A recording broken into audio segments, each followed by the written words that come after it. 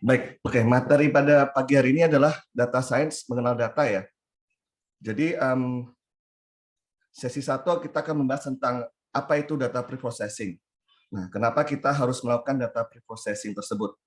Nah, pada sesi pertama ini kami akan mengenal dapat bisa menjawab ya pada dua pertanyaan itu, apa itu data preprocessing dan kenapa harus ada data preprocessing. Nah, bisa kalian para coaches ya. Menurut para coaches data preprocessing itu apa?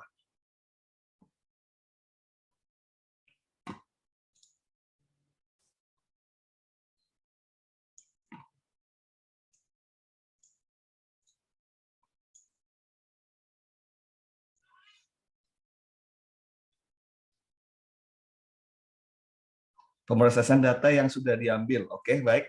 Pemrosesan data yang sudah diambil. Ada lainnya? Proses pengelolaan data yang sudah dipilih. Oke. Berarti lebih ada pemrosesan datanya. Jadi data preprocessing sebenarnya itu data yang sudah kita ingin kita proses ya. Yang kita ingin proses, yang kita ingin ambil, yang kita ingin pilih. Data yang sudah dikelola dan data yang dikelola nantinya akan kita gunakan buat masuk ke model ya, atau buat visualisasi data tersebut. Maka dari definisi ya, itu data preprocessing adalah teknik yang digunakan. Jadi ada sebuah teknik ya, para coaches ya, sebuah teknik yang digunakan untuk mengubah data mentah. Nah ini data mentah ini, kuncinya adalah teknik dan data mentah menjadi format yang berguna dan efisien. Karena nggak semua data yang kita, karena ada tahap proses data akuisisi ya. Karena semua data akuisisi yang kita ambil itu semuanya belum tentu kita bisa gunakan. Makanya bisa dibilang itu data mentah. Nah, maka dengan data mentah ini kita harus melakukan namanya data preprocessing. Yaitu sebuah teknik yang kita gunakan untuk mengubah data mentah tersebut untuk menjadi sebuah format yang berguna dan lebih efisien. Oke. Baik, sampai sini udah paham ya para coaches ya? Siap, paham. Oke. Baik, lanjut lagi. Nah, kenapa melakukan proses data? Nah, ini banyak proses yang bilang harus dipilih, harus diambil, harus diolah, dikelola, dan harus supaya dapat mudah. Oke. Kenapa melakukan data preprocess ini?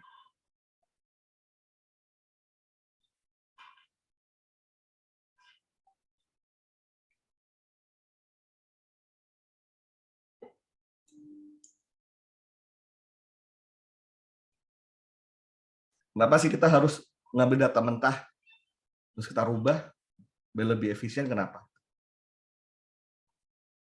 Karena supaya bisa jadi informasi, ya, betul.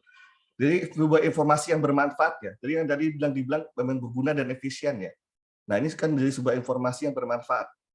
Maka kita bisa bayangkan ya, kita bisa analogikan seperti ini. Jadi kita naik gunung ya, seperti kita naik gunung. Nah, kita punya preparasi sebelum kita naik gunung. Nah, kita lihat dulu lemari kita isi pakaian kita apa saja, barang-barang kita harus kita ambil buat untuk bisa mendaki gunung. Nah, jadi apa saja yang kita perlukan untuk mendaki gunung dari lemari ini? Apakah kita perlu tas belanja? Nggak mesti ya, kita nggak perlu tas belanja ya. Atau sepatu heels?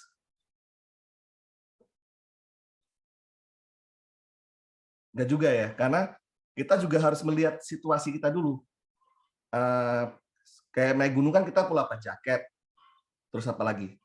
Terutama tas gunung ya, karena itu peralatan kita semua ya. Terus ada air minum, terus kita pakai celana lapangan, nggak cuma sembarang celana ya. Bisa sih pakai celana jeans, tapi takutnya robek kalau celana jeans. Nah, lebih baik pakai celana lapangan. Terus nanti ada kita bawa baju pakaian yang apa? Pakaian-pakaian cadangan ya. Nah, terus sama kita pakai hoodie atau pakai kupluk ya. Kalau bahasa bahasa gaulnya kupluk ya. Nah, jadi kita harus prepare dulu ya. Kita harus memproses data dulu. Kita bisa bayangkan bahwa di sini adalah di lemari ini adalah data mentah kita.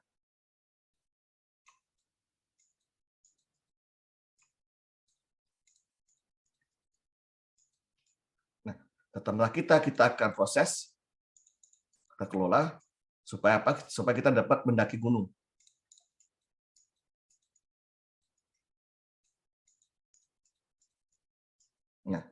Karena kita nggak sembarangan bisa ambil semua data kan, karena data ini banyak kita bisa eliminasikan, seperti transaksi ini kita bisa eliminasikan, mungkin sebagian pakaian kita ambil, terus ada yang mungkin ada yang kita perlu tambahkan lagi ya, mungkin sepatu-sepatu kita nggak perlu, kita perlu sepatu gunung. Nah itu kita akan kelola, kita akan proses ya, supaya kita bisa prepare untuk bisa mendaki sebuah gunung. Oke, nah mungkin contohnya kan seperti itu juga ya. Nah kenapa kita proses data supaya kayak komputer ya, misalnya komputer ya. Kalau kita kasih gambar dia nggak paham ya. Who is this guy kan? Dan nanya siapa ini orang ini. Padahal kan kalau sebagai manusia kita paham, ini ada sebuah anjing ya. Tapi kalau komputer dia nggak paham. Makanya kita harus proses, kita harus rubah dulu menjadi sebuah data numerikal ya, sebuah informasi baru yang dapat dipahami oleh komputer. Oke, lanjut. Data preprocessing overview. Nah, di sini data preprocessing overview kita memiliki 4 ya, yaitu ada namanya data cleaning, data integration, data transformation, dan data reduction. Pertama kita akan bahas tentang data cleaning. Nah, menurut para coaches, data cleaning itu apa ya? Data cleaning ya. Kenapa data harus kita bersihkan? Memastikan data lebih bermanfaat, ya benar, dan pembersihan data. Pembersihan data ya. Kalau secara kata-kata ya, secara bahasa data cleaning, pembersihan data. Ya, biasanya saya gitu ya. Kalau saya sama siswa saya selalu tanyakan dulu. Sebelum kita ke artinya ya, kita artikan dulu bahasanya dulu, data cleaning, pembersihan data. Nah, handling missing value, oke, nanti masuk ke situ juga kita. Baik, mungkin kita lanjut aja ya. Data cleaning itu proses memperbaiki atau menghapus data. Jadi dia sebuah proses ya, untuk memperbaiki atau menghapus data. Data apa? Yaitu data yang salah, rusak, atau salah format ya, duplikat, atau tidak lengkap dalam kumpulan data. Jadi itu memproses untuk memperbaiki. Jadi kita bisa memperbaiki dan menghapus. Jadi data dua kunci tersebut itu ada di situ ya. Proses untuk memperbaiki dan menghapus. Nah, nanti kita akan lebih mendalami tentang cara memperbaikinya dan cara menghapusnya seperti apa. Nah, di data cleaning kita ada lagi overview lagi dia, dibagi menjadi 3. Yaitu namanya redundant sample, missing value, sama outliers. Nah, saya yakin para coaches sudah tahu ya, redundant sample, missing value, dan outliers itu apa ya. Oke, mungkin kita langsung ke redundant sample, contohnya seperti ini ya. Nah, masalah dengan redundancy. Kita punya 1000 gambar ya, ini masalah di masalah klasifikasi gambar ya. Jadi kita punya 1000 gambar picture of Carl, itu anjingnya Henry Cavill ya. Henry Cavill itu sebuah aktor yang main Superman, dan dia menamakan anjingnya Carl, dan dia punya 1000 gambar anjingnya Carl. Dan ada juga di sebelah kanan saya ya, berarti ya, ini kanan ya. Ini ada 1000 gambar anjing yang berbeda-beda. Nah, masalah dengan redundancy, ada yang bisa tahu nggak apa masalah dengan redundancy? Jika kita masukkan data tersebut ke dalam model.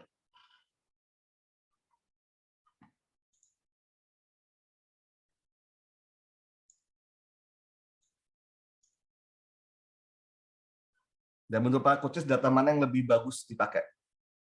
Jika kita ingin mengklasifikasikan sebuah gambar anjing.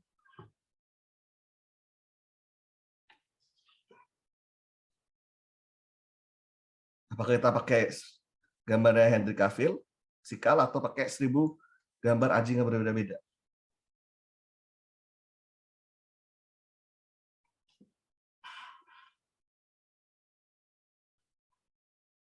Ya berbeda-beda ya tentunya ya. Karena kenapa? Karena gini, para coaches ya.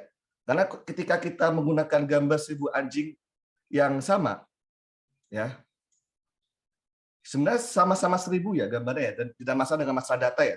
Tetapi kalau kita menggunakan gambar anjing yang sama, ketika kita mengambil sebuah gambar anjing yang berbeda, dia pasti komputer visionnya ya, modelnya tidak akan mengenali gambar tersebut. Misalnya kita pakai contoh, kita pakai 1000 gambar yang sama, yaitu gambar si Henry Cavill ini ya. Dan kita menggunakan data gambar yang ini. Kita berikan computer vision. Tentunya dia tidak mengenal anjing tersebut. Mungkin dia kiranya ini apa?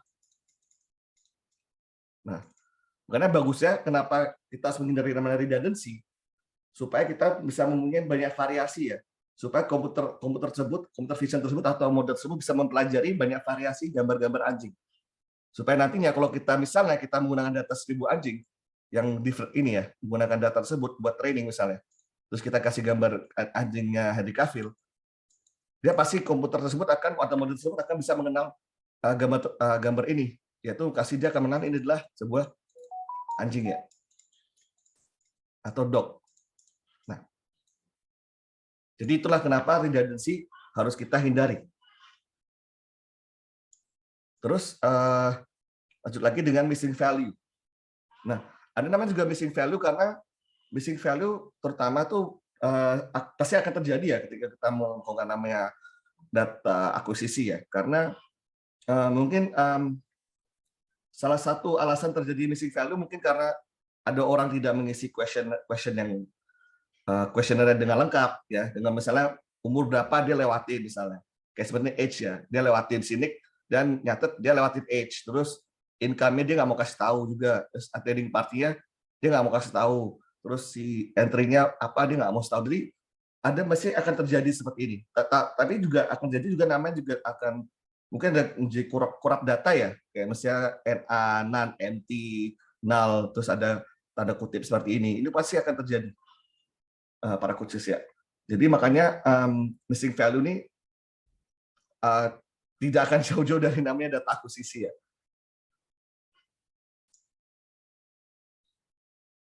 Oke, lanjut lagi. Nah, cara menangani missing value ya, itu ada 3. Pertama, kita bisa imputasi data. Nah, apa itu imputasi data? Memperkirakan nilai pada data dengan metode mean atau median. Nah, jadi dengan missing value yang kita miliki di sini ya, kita bisa menggantinya dengan nilai min-nya ya. Nah, nilai min-nya di mananya? Di variabel tersebut, di kolom tersebut. Jadi kita bisa cari nilai min-nya di kolom tersebut. Kita cari nilai min-nya, kita gantikan nilai min atau mediannya. Seperti itu. Atau kita juga bisa mencari most frequent, yaitu modus ya. Most frequent itu bisa dibilang modus ya. Kalau nggak salah modus ya. Modus ya. Modular modus ya. Most frequent, nilai yang sering muncul. Nah, yang sering muncul kayak gimana? Yang sering muncul pada misalnya di kolom H ini yang sering muncul apa? Misalnya 44. Nah, kita bisa rubah, kita bisa gantikan dengan 44, yaitu imputasi data.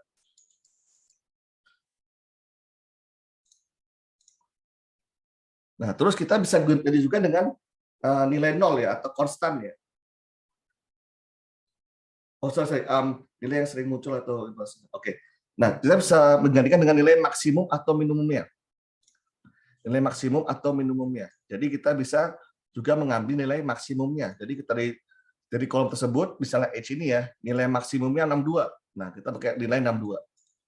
Atau juga dengan nilai minimumnya. Jadi paling minimum mungkin 19 ya di sini ya. 19 berarti kita pakai 19. Nah, itu salah satu 3 cara dapat menangani namanya missing value.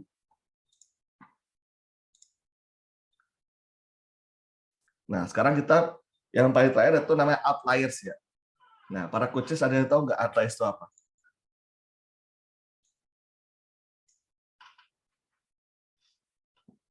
Data abnormal ya, data abnormal, data ekstrim.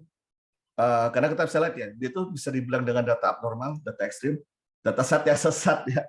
Ya benar dia sesat ya. Dia sangat menyesatkan sekali. Kadang yang ini sangat data yang bisa bikin akurasi kita jelek gimana ya. Data yang aneh ya, data yang aneh, benar. Jadi ya kita bisa bilang dia paling aneh, mungkin introvert ya, introvert ya, beda dengan yang lainnya ya. Dan data ini bisa dibilang apa ya? Karena dia tuh ekstrim dari data kolektif ya. Nah, outliers ini kita bisa menangani dengan cara apa? Yaitu pertama kita bisa hapus saja, karena nggak penting dia. Karena kalau kita lihat data set kita seperti ini, ya jelas-jelas kalau gini kan dia nggak terlalu signifikan ya, kita tinggal hapus saja, udah hilangin aja, kita remove. Atau kita bisa dengan cara diimputasi, yang seperti dengan data missing value, yaitu dengan menginput nilai perkiraan ya, dengan metode tertentu, sehingga tidak ada data yang hilang. Ya, karena memang lebih bagus sih memang data jangan sampai hilang ya, karena semua data itu itu value valuable ya, sangat berharga. Makanya kalau bisa kita lebih condong untuk memilih untuk imputasi aja. Metode perkiraan dengan cara tadi ya, mean, median, atau modus. Ya, cari mean-nya, atau cari median-nya, atau cari most frequent value yang ada di variabel tersebut pada kolom.